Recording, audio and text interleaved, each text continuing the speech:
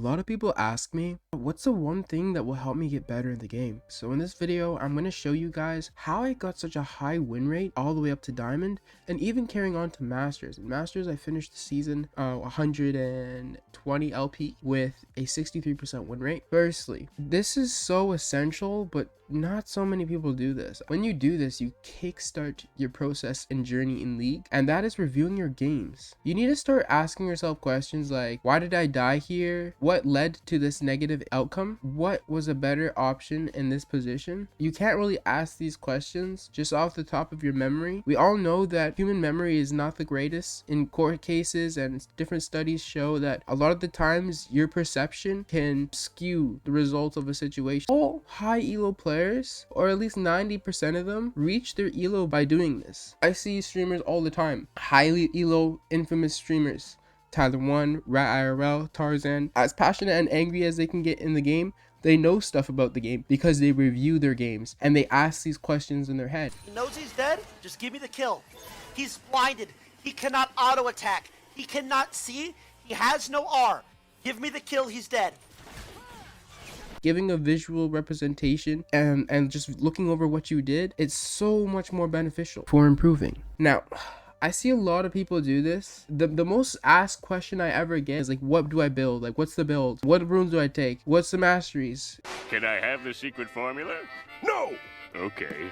You don't have to reinvent the wheel. If you stick to fundamentals, really, you can probably make most builds work. I think you should copy what's best. So if you see high elo players playing a certain playstyle, just adapt to their playstyle. You don't have to complicate things, making up your own special sauce. There's a lot of things you need to understand about the game before you even get into the nitty gritty. Like, you should just be copying what the best people do. Then you can see the nuance in the game, how you can tweak things and like change things to your own playstyle. There's so many people and high elo streamers to learn from. There's really no excuse. When I did my climb to Masters, I just emulated the people who were better than me. I was just looking at the best 5 players, and because I had a hunger to get better at the game, I actually reached out to some of them and got coached by one of them. I believe that there are a lot of resources available, but people would rather sit and complain. You could just look on the ladder, the ranked ladder in op.gg, and literally just add high elo people. Most of the times, people are gonna add you back if they have no idea who you are, especially if they're not like super popular. I know those accounts, they can get flooded, but there's a lot of non-popular League of Legends players who are just high elo. And if you want to be high elo, start talking to high elo people and listen to their opinions. One thing that could be really beneficial too is like finding someone to teach you when you don't know what you should be looking for. Now this is where like a coach can come in and teach you things about the game that you don't even know exist. That's right, camera, mouse, move speed, and just put it to something that's more comfortable, more controlled. There you go.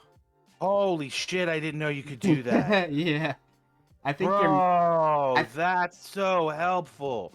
The third thing you need to do is you need to understand what your champion does. Understand your role. What are their capabilities? Practice them in practice tool. Once upon a time, there was no such thing as practice tool. Now you can practice your combos and hone in on a specific concept. I know there's so many junglers that are in high elo, even Diamond 2, that don't even know their optimal clears and jungle routes. Imagine just practicing your jungle route and already being better than a Diamond 2 player just because you get a pixel perfect spot on every time. Understanding your role can also sometimes mean that you're not going to be the carry of the game. Sometimes you have to lose lane in order to win the game. We call this losing gracefully in League of Legends, because the higher elo you go, once the enemy gets a lead, you can't really take that lead back, because the structure of the fundamentals in this game is built around this concept. This style of League of Legends I'm talking about right now was actually invented by the Koreans, but they're the best ones who execute it. Their style of play is to be very, very efficient in their movements and farming. The moment that they need to be aggressive, they take these small opportunities and pounce on them, and then they get right back to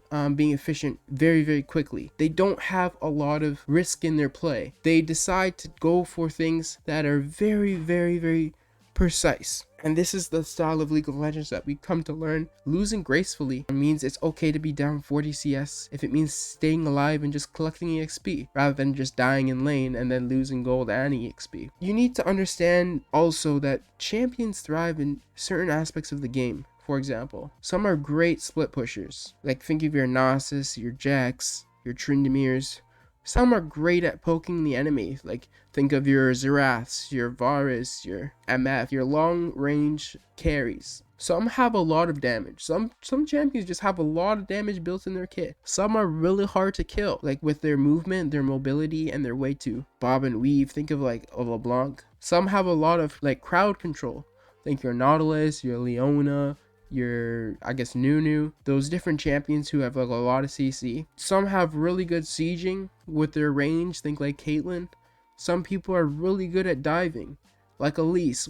All you need to do is recognize certain patterns to repeat those types of behaviors. And that's how people get so consistent in this game, because they understand the strengths of their champion, what they're capable of, and they pounce on those things. They don't care about the weaknesses of the champion. They emphasize what the champion is good at doing. I know we repeat this over and over and over, but having a small champion pool just is so much better for learning the game. Having a large champion pool would destroy your progression of skill. Most great players stick to a small champion pool when they want to climb. This is because champion mastery allows you to free up cognitive space. It's funny, there's a statistic that the majority of the league player base are male, and statistically, majority of males struggle in that your ability to multitask. If you compare it to the opposite gender, females, they are very, very capable of this, and that's all because of their biology and how they're made up for purpose of taking on the role of being a mother. They need to be able to do a lot of things in their head while taking care of a child. Typically, men can really hone in and focus on tasks at hand. There is a show I watched called 100 Humans, where there's 50 men, 50 women, and they did a multitasking task where they had to do like 3 things at a time, and by a long shot, the females